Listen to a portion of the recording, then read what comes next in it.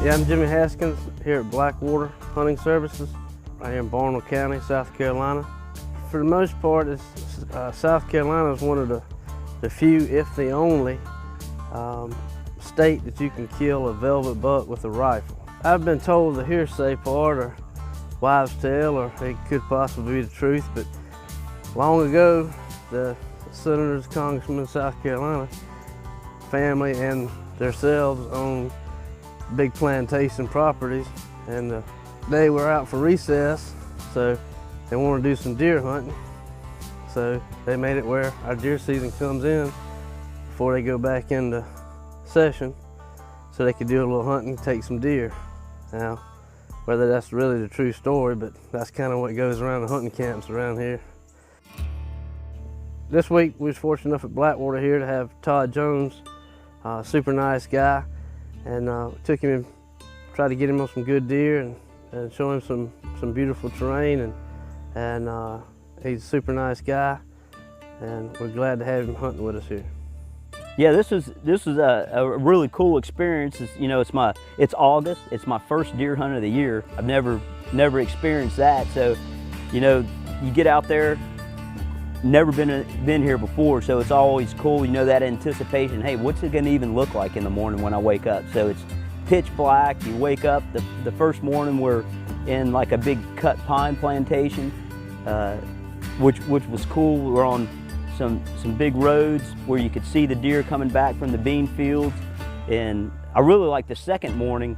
We get down and we're going through these, you could tell that you're going down in elevation a little bit. You know, you're getting close to the river, you're going through almost look like we're on a levee, driving down a levee, and then you can tell that there's a big swamp on each side of you. And as the sun comes up, you can look, it's big hardwoods, and I was exactly what I thought. I was right in the middle of a swamp, you know, except for you had a levee, almost like a levee going down on each side, and the deer were coming out just all over the place, really. It was just a really cool hunt.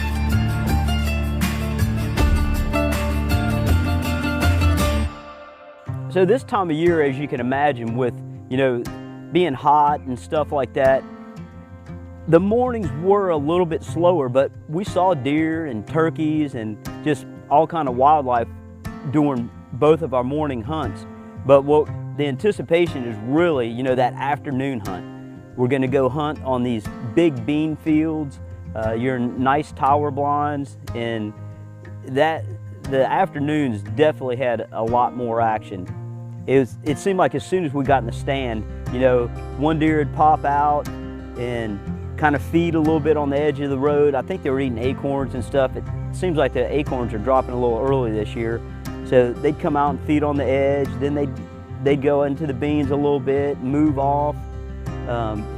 But right there, that last half hour before dark, deer just came out everywhere. And it wasn't one, it was just big herds of does, small bucks. It was really just, definitely the afternoons were where it was at. As it started getting dark, I think just more of them started going out there. So I'm just, you know, waiting in anticipation for tomorrow evening. And our afternoon hunt was just this secluded bean field. I mean, we drove way back through several other bean fields. We get out, we're starting to get ready, so I got a couple bags of apple flavor BB Square.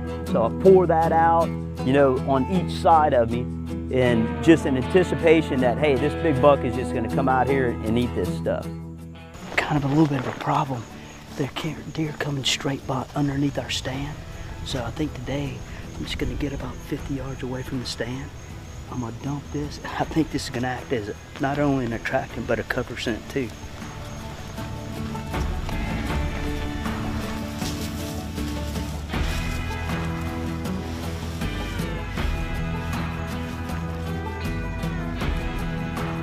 And it worked exactly how we anticipated it working. The deer came out, they kind of got a little smell of it, started walking up. Unfortunately, it was about 10 or 15 does, which was still good. I mean, the deer were doing exactly what we wanted them to do. They were stopped in the road, they fed for quite a while, and then they slowly walked off into the bean field and fed in the field. So unfortunately, we didn't see a big buck to shoot, but I have all the confidence in the world that had a big buck stepped out, he'd have done the exact same thing as those does did.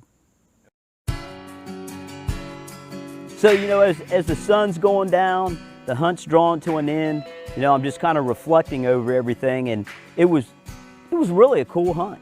You know, I would definitely come and do it again.